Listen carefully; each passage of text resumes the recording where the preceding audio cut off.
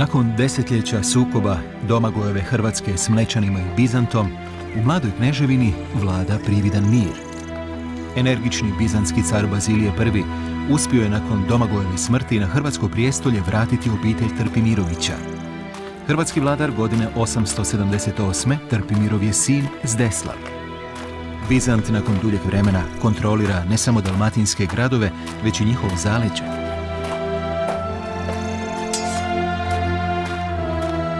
No, Zdeslavova vlast je klimava. U njegovoj kneževini sve su jača protubizantska strujanja. U Hrvatskoj se sprema prevrat. Mletački kroničar Ivan Đakon ovako piše. Tih je dana neki slaven, imenom Brenamir, umorivši Zdeslava, prisvojio njegovu kneževinu.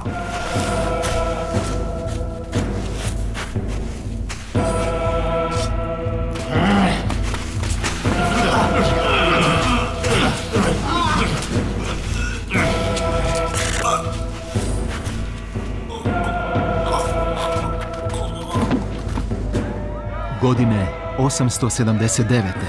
na hrvatsko prijestolje sjeo je Branimir, jedan od najvažnijih vladara hrvatskoga ranog srednjeg vijeka.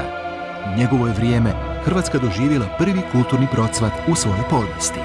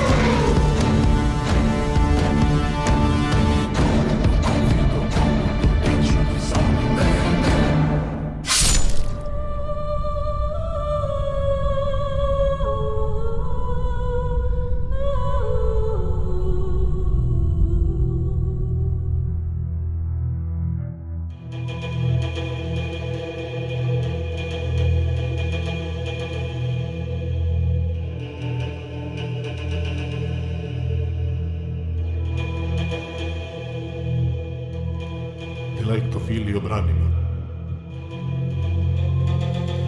Ivan VIII, papa iznimno politički aktivan, upravo diktira pismo novom hrvatskom knezu. Ono počinje glasovitim riječima Dilecto filio Branimir, ljubljenomu sinu Branimiru.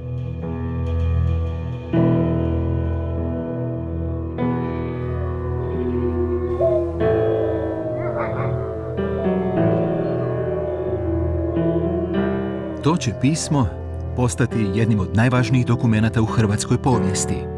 U njemu papa poručuje Branimiru da je na blagdan Uzašašća 21. svibnja 879. godine na oltaru Svetoga Petra blagoslovio kneza i cijeli njegov narod. To je hrvatska povijesna znanost, poglavito ona starija, tumačila kao međunarodno priznanje Hrvatske. Međunarodnog priznanja Hrvatske u doba Branimira nije moglo biti u tom smislu. Ali pismo pape Ivana VIII je vrlo važno zbog toga jer se on obraća izravno Branimiru, iz čega vidimo da ga tretira zapravo kao samostalnog vladara. U to vrijeme nije postojala međunarodna zajednica, pa se tako niti papino pismo ne može nazvati međunarodnim priznanjem. Ali ono svakako bilo papino priznanje hrvatskoga kneza, kao suverena svoga naroda. Po sačuvanim podacima, blagoslov kneza i naroda kojim je vladao potpuna je novost u komunikaciji Rimske crkve prema hrvatskim vladarima. Ako bismo išli logikom metafore, pa onako kako je recimo Roberto Lopez naznačio da postoji dolar srednjeg vijeka, da je to bizantski zlatnik.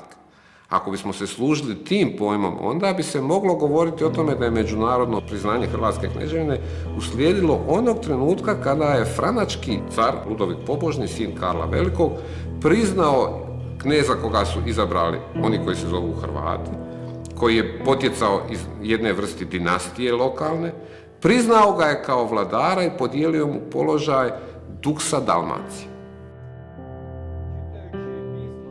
Ivan VIII, vidjeli smo, obraćao se i Domagoju i Zdeslavu kao neovisnim knezovima. Razlika između Branimira i njegovih prethodnika je činjenica da je Branimir sam od pape zatražio blagoslov za sebe i svoj narod. Pojam blagoslov podrazumijevao je zapravo priznanje da iznad hrvatskoga kneza nema vladara osim svetoga Petra. Do kraja 9. stoljeća Hrvatska očito postaje vrlo važna politička sila. Možda njezina važnost raste i pada ovisno o onome što se zbiva u Rimu i Konstantinopolu, te na drugim granicama. Čitanje papinih riječi između redaka pokazuje nam Branimira kao sposobna diplomata, koji je shvaćao da je Franačko carstvo na izdisaju, da je Bizant zbog sukoba s Bugarima potpuno nemoćan aktivirati se na zapadu, te da je jedina globalna politička sila u usponu upravo papinstvo. Činjenica da su i bizantski car i rimski papa, kao i drugi vladari, uložili toliki napor da sklope savezništva na lokalnom terenu, govori da Hrvatska postaje sve važnija. Osim toga, Branimir je prijestolje stekao ubojstvom prethodnika, te mu je zasigurno trebao legitimitet, koji mu je mogao dati duhovni autoritet poput pape. Nasilno rješavanje političkih problema nije u ranom srednjem vijeku bila novost. Dakle, dovoljno je prisjetiti se koliko je rimskih careva završilo nasilnom smrću.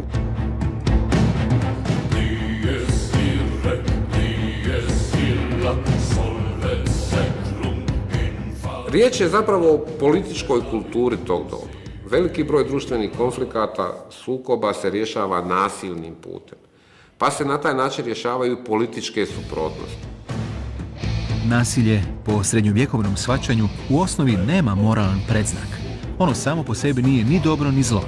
Ono što mu daje moralnu obojenost jest svrha. Ako je nasilje sredstvo za postizanje nekoga dobrog cilja, tolerira se. Vjerojatno je to nasilje bilo prisutno i u svakodnevnom životu, dakle nije bilo ograničeno samo na društvenu elitu koja je tako rješavala svoje probleme, nego su i svi društveni slojevi u tome sudjelovali.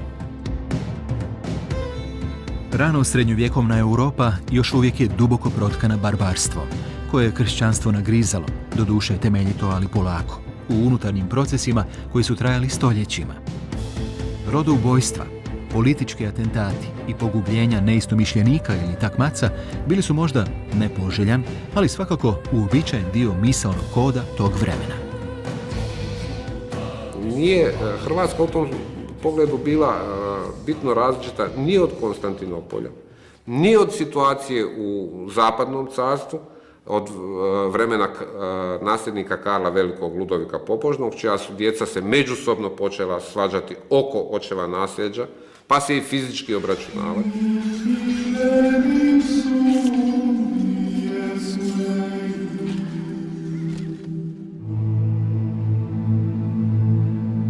Branimirova neovisnost progovara nam iz svih, inače vrlo brojnih izvora iz njegova vremena, ponajviše iz kamenih natpisa s njegovim imenom.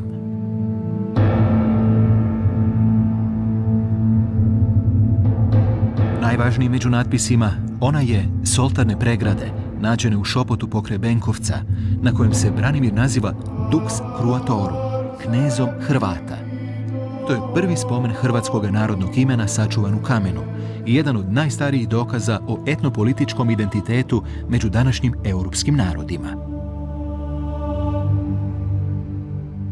Kad naiđete na nekoga tko sebe naziva Dux Hrvata, on govori: ja sam vođa svih ovih ljudi, svih njih. Sada su svi ti Hrvati pod mojom vlašću. Dakle, to je vrlo složen termin. Povijest konstruiranja identiteta vrlo je složena, te se tek manjim dijelom zasniva na etničkom elementu.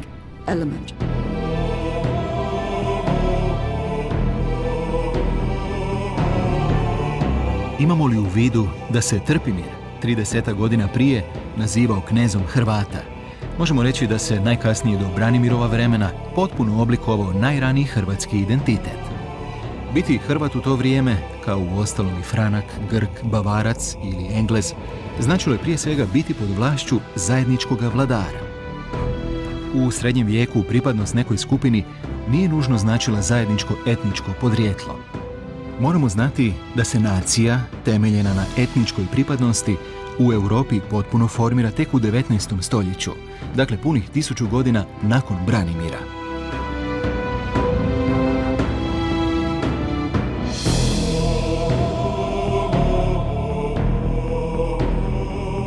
Stoga, Trpimiru i Branimiru očito je bilo iznimno važno naglasiti kako vladaju određenom skupinom ljudi, a ne samo teritorijem.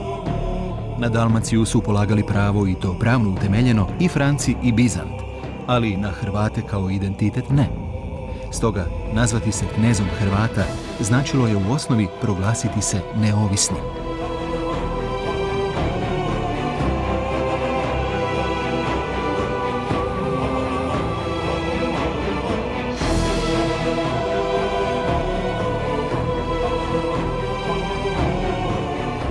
Potkraj 9. i početkom 10. stoljeća i inozemni će izvori polako prihvatiti hrvatsko ime. Oni će sve rjeđe rabiti pojam Slaveni, a sve češće Hrvati. Zanimljivo je da imate dva vrlo rana spomena nekoga tko je vođa Hrvata. Jedna je osoba crkvena, kada se prvi put spominje utemeljenje nezavisne biskupije Latinske crkve u 9. stoljeću, te oni dobivaju biskupiju Hrvata. A imate i kneza, a on je knez Hrvata. Nin, mali grad skromne antičke tradicije, smješten pokraj prijestolnice Bizantske Dalmacije Zadra, u drugoj polovici 9. stoljeća postaje jedno od najvažnijih središta moći hrvatskoga vladara. Hrvatski vladar bez svake sumnje kontrolirao ukupan prostor iz Knina, a ne iz Nina. Jer mu se Nin ipak našao i na periferiji i tako dalje. Ali je Nin i Knin još u antici povezivala jedna vrlo važna komunikacija koja se u izvorima 14. stoljeća spominje kao Via Magna, dakle kao jedna velika cesta. U srednjem je vijeku, poglavito na prostoru Franačke, pod čijim je jakim utjecajem bila i Hrvatska, bilo uobičajeno da vladar posjeduje nekoliko rezidencija. Pouzdano znamo da je hrvatski knez u 9. stoljeću imao dvorove u Kninu, Klisu, Bijaćima i Ninu. Od Nina do Knina može se kazati da je u ta doba na konju bilo dovoljno 2 dana. I upravo točno na polovici toga puta stajao je jedan vrlo važan samostan. Zanimljivo da nam se pojavljuje kao graditelj neki Ertus, čije ime završava na Ertus, koji nas jako podsjeća na ninskoga opata Teude Bertusa. Dakle, ponovno je riječ o nekome franačkome misionaru koji je djelovao u tim hrvatskim prostorima. Osim što je bio jedna od kneževskih prijestolnica, u Ninu je bilo i sjedište biskupa. Biskupije starih i uglednih dalmatinskih gradova okupljene zajedno bile su teritorijalni patuljci u odnosu na golemo područje ninskoga, odnosno hrvatskoga biskupa.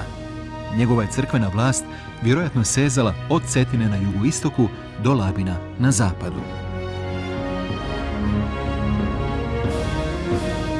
Ne znamo točno vrijeme uspostavljanja ninske biskupije, ali prvi imenom nam poznat ninski biskup jest Teodozije, koji je biskupovao u vrijeme kneza Branimira.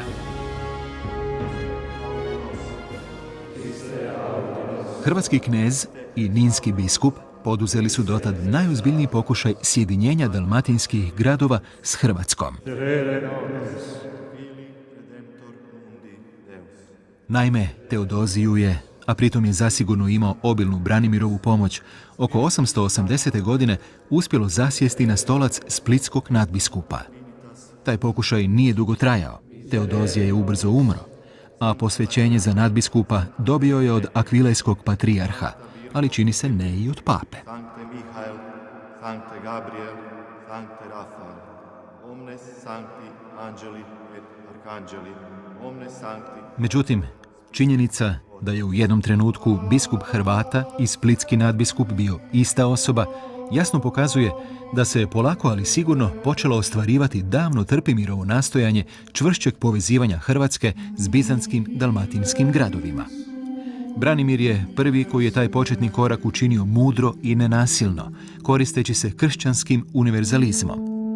Branimirov pokušaj možda je bio smjernica onomu u čemu će nekoliko desetljeća poslije sudjelovati i kralj Tomislav, crkvenom ujedinjenju Hrvatske i dalmatinskih gradova pod zajedničkom splitskom metropolijom. Jedan od Branimirovih natpisa, onaj iz Muća u neposrednoj blizini Splita, mogao bi biti povezan s ovim Teodozijevim i Branimirovim pothvatom. Pogledamo li rasprostranjenost Branimirovih natpisa na zemljopisnoj karti, vidjet ćemo da su okupljeni oko šireg zaleđa Zadra. Zbog toga mnogi povjesničari smatraju da Branimirovo podrijetlo i njegove obiteljske posjede valja tražiti negdje u Ravnim Kotarima. Sigurno znamo samo to da nije bio Trpimirović. Očito je bio pripadnik nekog drugog velikaškog roda. Možda u rodu s Domagoje, čiji su rođaci za Zdeslavova dolaska na prijestolje bili protjerani iz Hrvatske. No, to su samo pretpostavke za koje ne postoje nikakvi dokazi.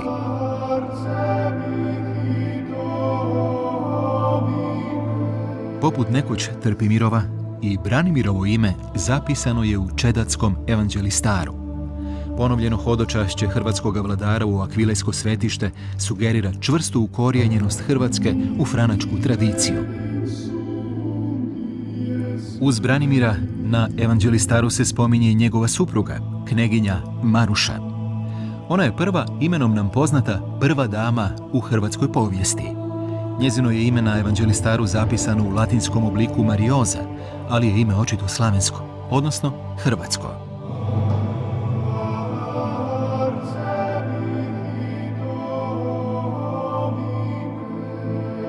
Branimir je umro prije 892. godine.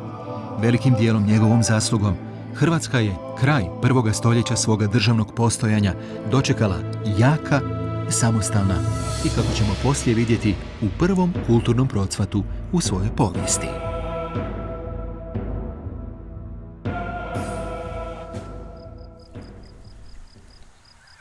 Braća Tvrdan i Radovan, naši stari znanci, pozvali su prijatelje na neobičan ručak. Grah.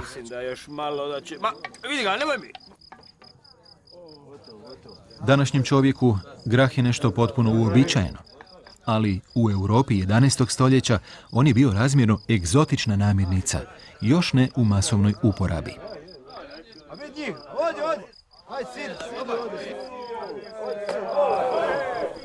Naime, kulture takozvanih leguminoza, grahorica, s istoka su se počele znatnije probijati u zapadnu Europu tek negdje u 10. stoljeću. Naoko beznačajan poljoprivredni proces možda je imao golem utjecaj na život u srednjem vijeku. Francuski povjesničar Georges Duby duhovito je napisao da su na grahu izgrađene velike katedrale srednjovjekovnog zapada. Po svemu sudeći, nije bio daleko od istine.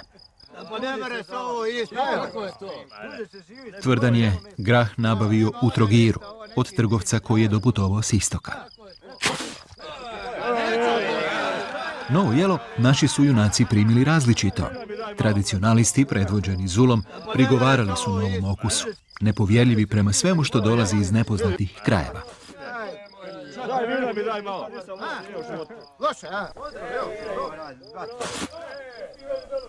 Žitimir i Vukota s druge strane pokazali su se skloniji eksperimentima, hvaleći punoću okusa graha. Nema to ništa. Nije izblidio.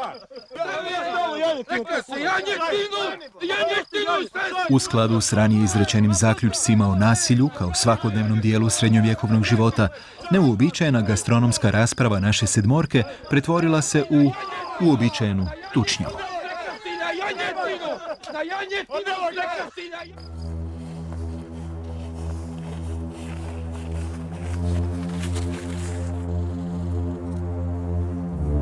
Pun želudac danas je nešto što se samo po sebi podrazumijeva. No vratimo li se nekih 1000 godina unatrag, stvari se pokazuju bitno drugačijima. O hrani možemo govoriti kao o jednoj od najvećih srednjovjekovnih obsesija. I doista, nikad, ni prije, niti poslije srednjega vijeka, nije bilo razdoblja u kojem se sreća u tolikoj mjeri poistovjećivala s punim želucem. Razmjerno zaostala poljoprivreda prepuštala je srednjovjekovnog čovjeka čudljivosti prirode. Svako odstupanje od uobičajena klimatskog slijeda značilo je podbačaj uroda, a tim i pojavu gladi.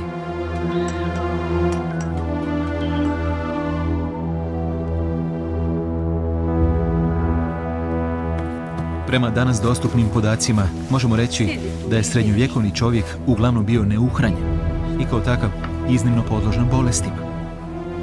Većini stanovništva, dakle seljacima, osnovno jelo bile su kaše od raznih žitarica, uglavnom raži, ječma ili zobi.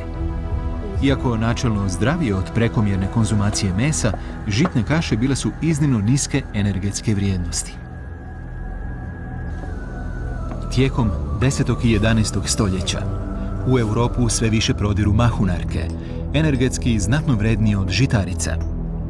Iako su podaci iz izvora nedovoljni za dokazivanje ove tvrdnje, izgleda da se upravo s uvođenjem kultura mahunarki s područja istočnog Sredozemlja podudaraju promjene u načinu gradnje, poglavito u zapadnoj Europi. Moguće je da su namirnice više energetske vrijednosti, pogodne za masovan uzgoj, doista dijelom utjecale na povećanje radnih sposobnosti stanovništva, time i na dimenzije građevina.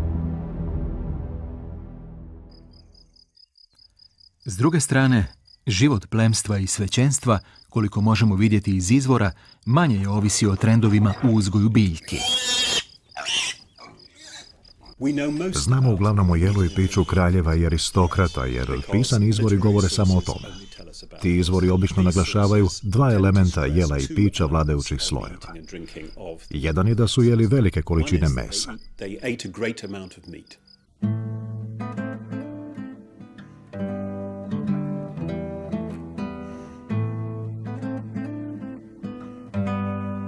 Debeli ljudi su pametniji, izjavio je sveti Toma Akvinski, najveći autoritet u povijesti crkve i dominikanac težak prema legendi 150 kg.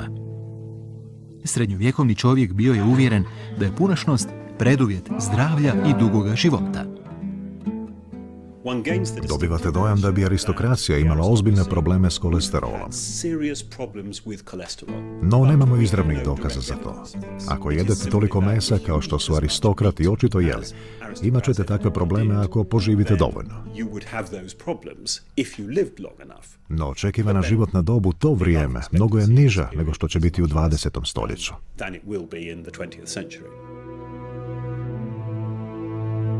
Slabost na meso, inače je karakteristična za srednji vijek, bila je tolika da su čak i dijelovi svećenstva najizvornijim sofističkim metodama nastojali izbjeći odredbu o nemrsu petkom. Tako su se neki srednjovjekovni duhovnjaci domislili da meso močvarnih ptica zapravo spada u kategoriju ribe, dakle namirnice koju se bez straha od Božje kazne može jesti petkom.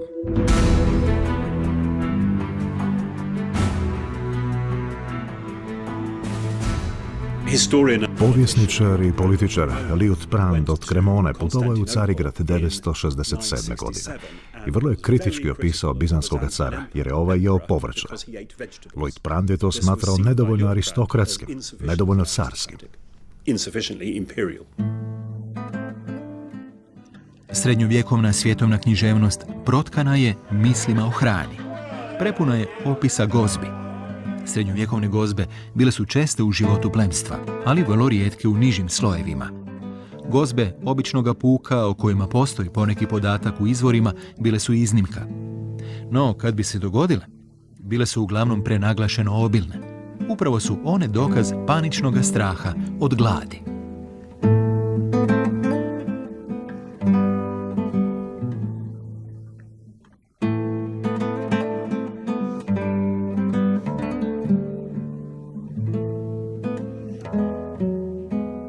Srednji vijek mogli bismo nazvati razdobljem, ako ne pijanih, a ono barem pripitih. Uporaba alkohola, u prvom redu vina i piva, bila je iznimno raširena i zahvaćala je sve društvene slojeve. Na europskom sjeveru uporaba piva u nekim se područjima penjala do nevjerojatnih 6 litara na dan po osobi.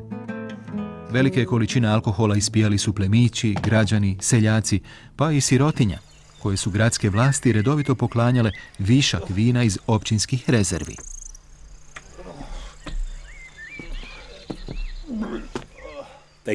Pilo se u ogromnim količinama. Pijančevanje je bilo normalno, uobičajeno čak i u najformalnijim političkim okružjima.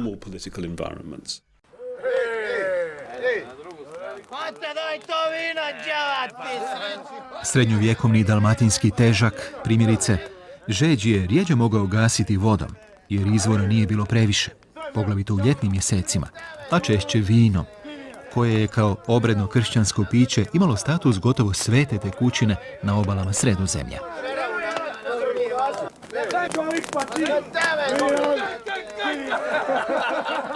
S druge strane, kršćanstvo je u počecima prijekim okom gledalo na pivo, jer bilo je poznato da su tom piću još stari Rimljani dali naziv cervizija, kao poklonu poganske božice Cerere. Barbarska punoća pivskog okusa, međutim, bila prevelika kušnja za srednjovjekovnog čovjeka. Na crkvenome koncilu u Ahenu 817. godine zaključeno je ne samo da se pivo više ne smatra poganskim pićem, već i da je ono ljekovito. Prema tomu, izrazito kršćansko.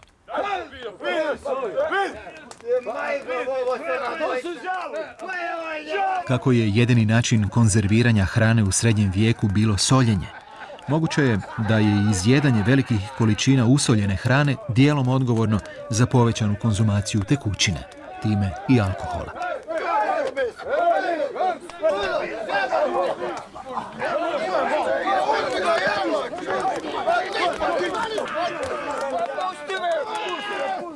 Nije isključeno da je pojačano alkoholiziranje donekle pridonosilo i već spomenutoj kulturi nasilja u ranijim razdobljima srednjega vijeka. Stoga je u hrvatskom selu u zaleđu Kozjaka na kraju 11. stoljeća vjerojatno bio čest prizor koji upravo gledamo. Pijana sedmorka još jednu raspravu, ovo je put oko podjele pečene kokoši, završava uobičajenom srednjovjekovnom tučnjavom.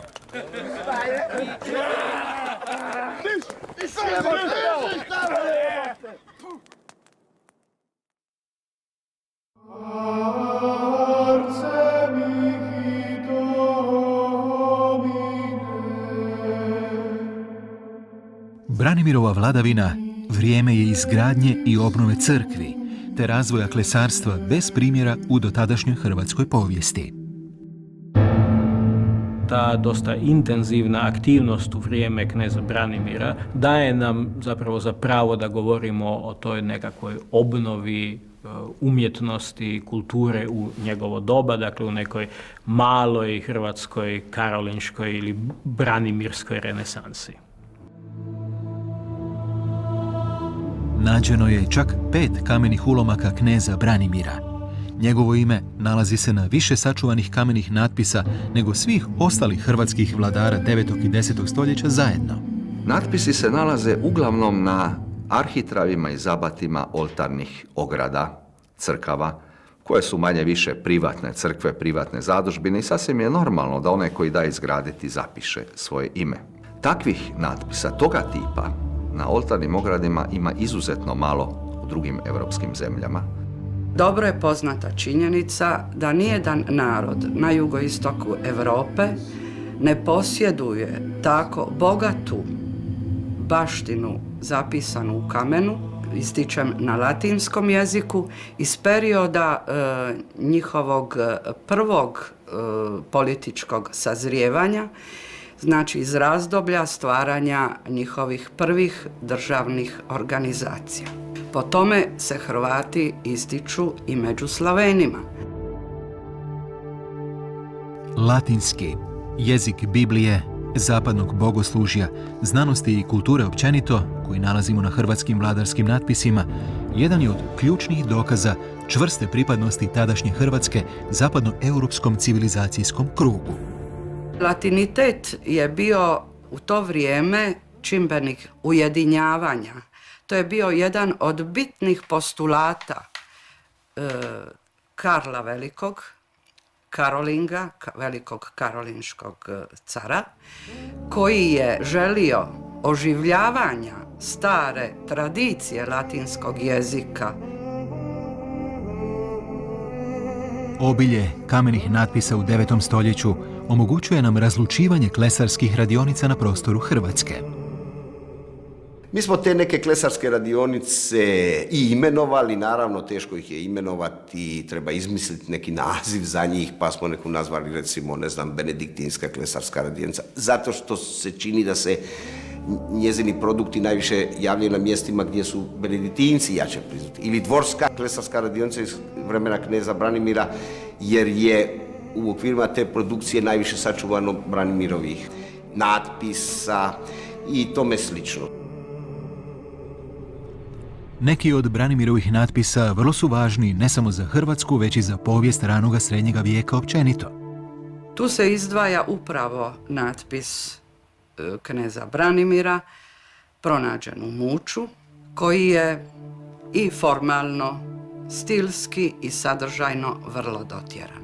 On baštini datiranje po kršćanskoj eri, znači po onome što je do sada u znanosti rečeno. To bi bio jedan od najstarijih u kamenu spomenuti trag datiranja po kršćanskoj eri na zapadu.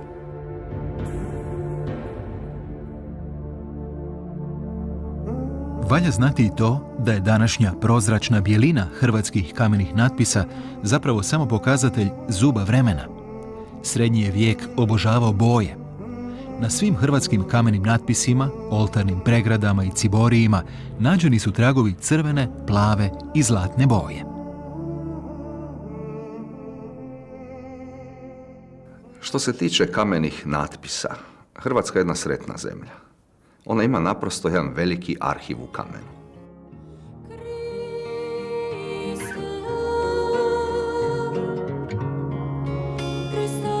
Velik broj Branimirovih natpisa podrazumijeva i intenzivnu izgradnju ili obnovu crkvi u njegovo vrijeme. Jedan od najljepših primjera tog graditeljskog uzleta Hrvatske jest crkva Svetog Spasa na izvoru Cetine. Iako nemamo točan podatak o vremenu izgradnje ove crkve, lako je moguće da je sagrađena negdje u Branimirovo vrijeme. Crkvu je dao sagraditi i župan Gastika.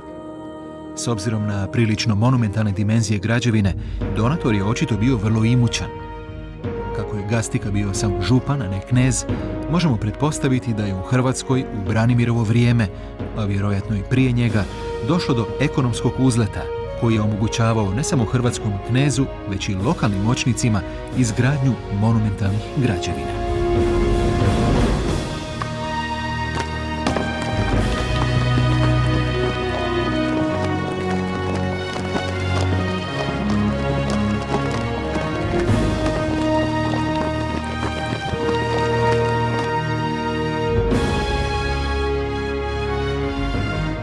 I crkvena arhitektura pokazuje velik franački utjecaj na Hrvatsku.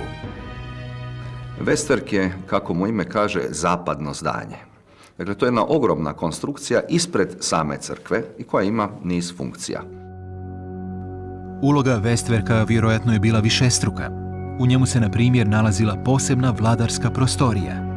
Vladar ili lokalni uglednik skupa s obitelji iz te sobe pratio misu kroz prozorski otvor koji je gledao na glavni brod crkve. S druge strane, to je i mjesto gdje se mogu događati neki politički sastanci.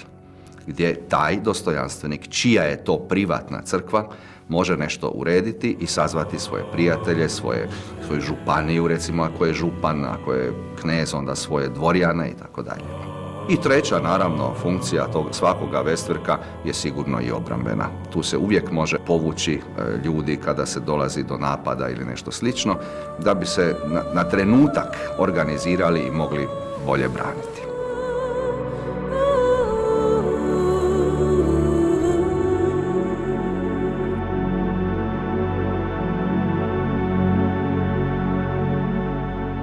Očitu povećanu ekonomsku moć hrvatske elite potkraj 9. stoljeća, povijesna znanost dovodi među ostalim u svezu s odredbom bizantskog cara Bazilija I. Car je, dovevši na vlast Zdeslava, dalmatinske gradove obvezao na plaćanje takozvanog danka mira vladarima Hrvatske, Travunije i Zahumlja. Podaci iz izvora pokazuju izraziti nerazmjer u iznosima. Dok su vladari Zahumlja i Travunije dobivali po 21, odnosno 36 zlatnika na godinu, hrvatski vladar dobivao 710. Nažalost, taj iznos nemoguće je preračunati u današnje valute. Ali, ako imamo u vidu podatak iz 11. stoljeća o prodaji prilično velikog imanja za 40 zlatnika, onda bi ovih 710 zlatnika moglo približno odgovarati protuvrijednosti od više milijuna današnjih eura.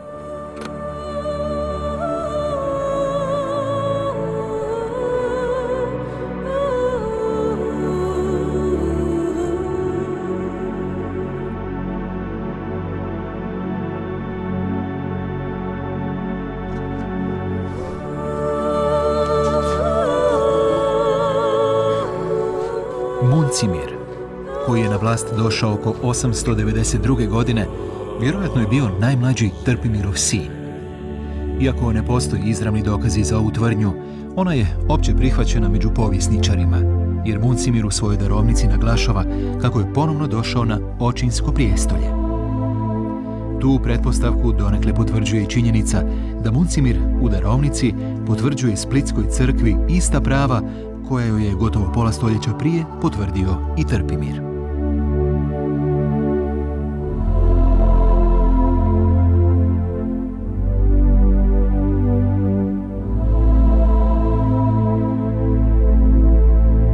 Iako je o njegovoj vladavini sačuvano znatno manje podataka nego o Branimirovoj, Hrvatska je iza Muncimira vjerojatno bila u sličnom uzletu. Osim darovnice, od izvora je sačuvan još samo prekrasan zabat oltarne pregrade iz Uzdolja kod Knina, na kojem se spominje Muncimirovo ime.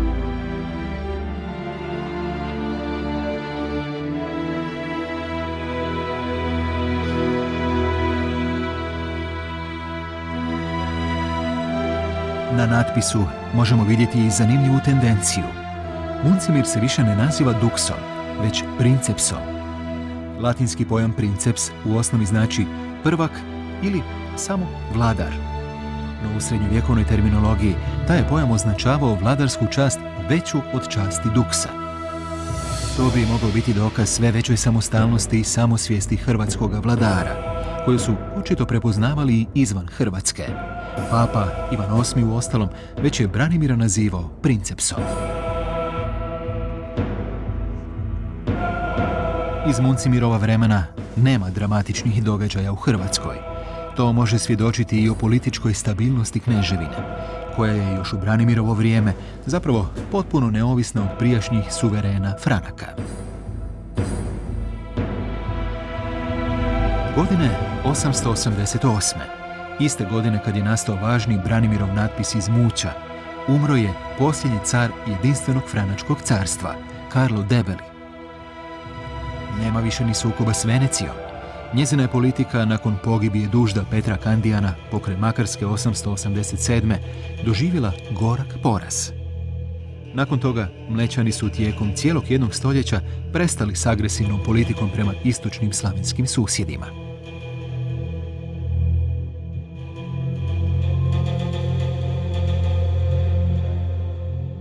Ta je situacija odgovarala hrvatskom vladaru, koji se mogao okrenuti unutarnjoj izgradnji društva, te njegovu jačanju na svim razinama. O snazi Hrvatske potkraj 9. i početkom 10. stoljeća svjedoči i situacija u susjednoj Srbiji, koja je bila pod žestokim pritiskom Bugara. Hrvatski se vladar osjećao dovoljno snažnim umiješati se čak i u unutrašnju politiku srpske kneževine. Tako je hrvatski knez na svoj dvor primio prognane srpske prvake, koji su se nekoliko godina poslije, vjerojatno i uz Muncimirovu pomoć, vratili na srpsko prijestolje.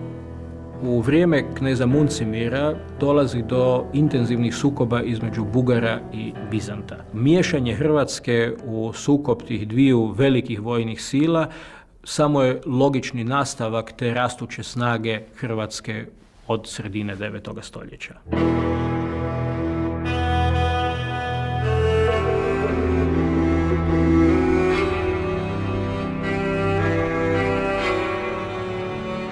Hrvatska je, stabilna i neovisna, zakoračila u 10. stoljeće, stoljeće kraljeva.